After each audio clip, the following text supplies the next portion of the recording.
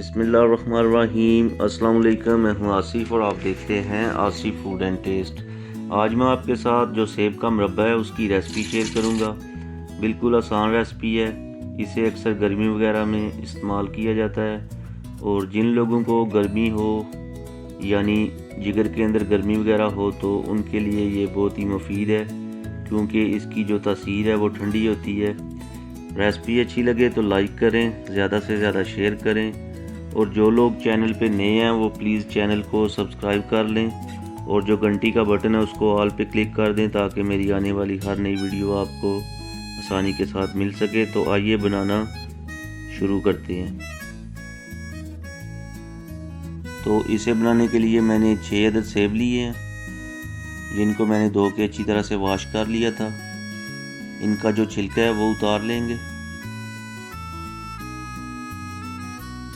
अच्छी तरह से जो छिलका है वो उतार लेना है।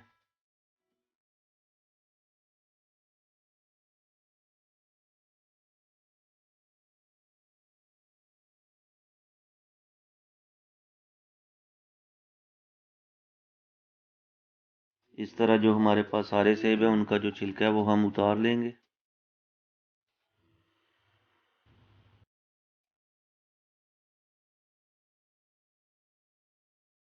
सारे जो सेब हैं उनका हमने छिलका उतार लिया है। तो अब हम बाउल के अंदर पानी डाल देंगे ताकि जो सेब हैं उनका कलर ख़राब ना हो।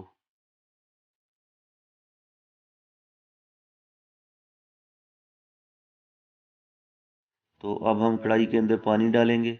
6 से 7 गिलास मैंने पानी लिया है।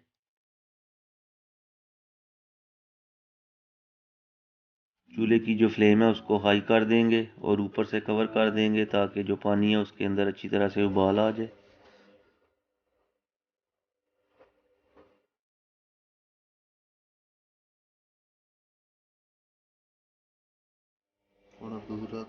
कवर हटाएंगे। पानी के अंदर जो है वो उबाल आ चुका है। ये देखिए माशाल्लाह पानी के अंदर अच्छी तरह से उबाल आ चुका है। तो अब हम इसके अंदर जो एप्पल हैं वो ऐड करेंगे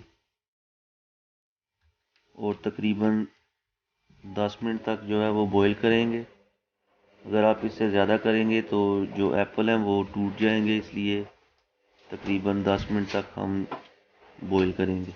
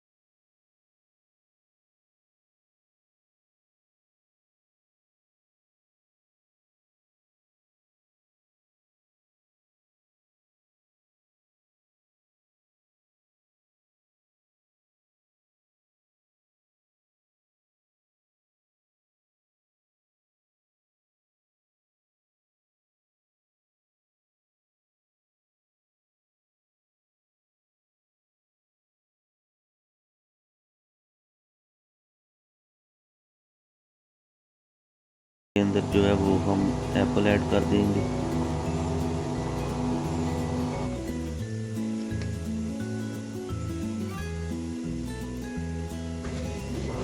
और उतनी देर तक जो है वो चाशनी जो है वो पकाएंगे जितनी देर तक जो है वो दो तार ना हो जाए, यानी वो थिक जो है वो गाढ़ी ना हो जाए, यानी अच्छी तरह से गाढ़ी हो जाए।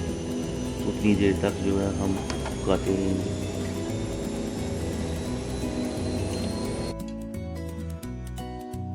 चीनी ऐड करने के बाद पानी के अंदर अच्छी तरह से उबाल आना शुरू हो गया है। तो अच्छी तरह से जो है वो इसको पकाएंगे।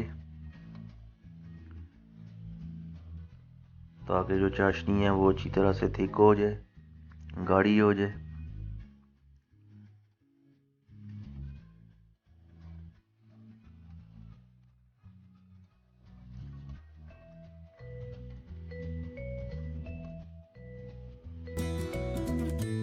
और इस दौरान जो एप्पल हैं वो भी अच्छी तरह से पक जाएंगे।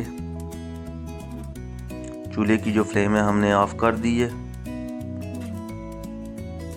तो यहाँ पर हमने जो है वो लेमन का रस ऐड किया है ताकि जो चीनी है वो क्रिस्टल ना बने, यानी जो चीनी है वो जमे ना। तो इसलिए जो है वो हम लेमन का जो रस है वो 2 टेबल स्पून ऐड किया है। खुशबू के लिए जो इलायची का पाउडर है वो ऐड करेंगे, जिसको हमने अच्छी तरह से पीस लिया था और पाउडर बना लिया था। जो हमारे पास साबुत इलायची थी, मिक्स कर लेंगे।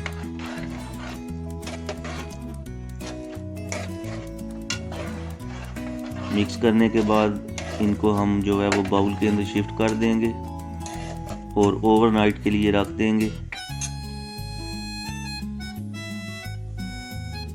एप्पल को हमने बाउल के अंदर शिफ्ट कर दी है और ओवरनाइट के लिए रख देंगे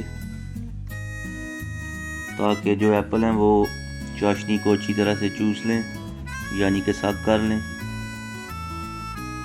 और दोबारा दूसरे दिन एप्पल और चाशनी को अच्छी तरह से पका लेंगे।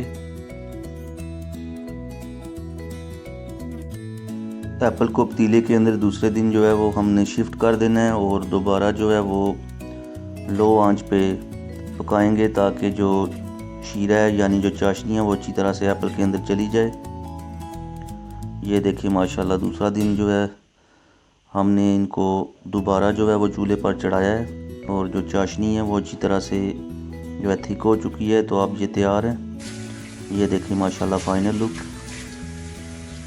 चाशनी जो है वो बिल्कुल गाढ़ी हो चुकी है और जो एप्पल हैं उन्होंने भी जो है वो जो चाशनी है उसको अच्छी तरह से सक कर लिया है, यानी अपने अंदर जो है वो जो शीरा है उसको जज़ब कर लिया है। तो बिल्कुल जिस तरह बाज़ार जैसे हैं उसी तरह लग रहे हैं। रेसिपी पसंद आए तो लाइक करें, ज़्यादा से ज़्यादा शेयर करें और जो लोग चैनल पे नए हैं वो प्लीज़ चैनल को सब्सक्राइब कर लें ताकि मेरी आने वाली हर नई वीडियो का नोटिफिकेशन आपके पास आसानी के साथ पहुँच सके। तो मिलते हैं नई वीडियो के साथ। अल्लाह हाफिज़।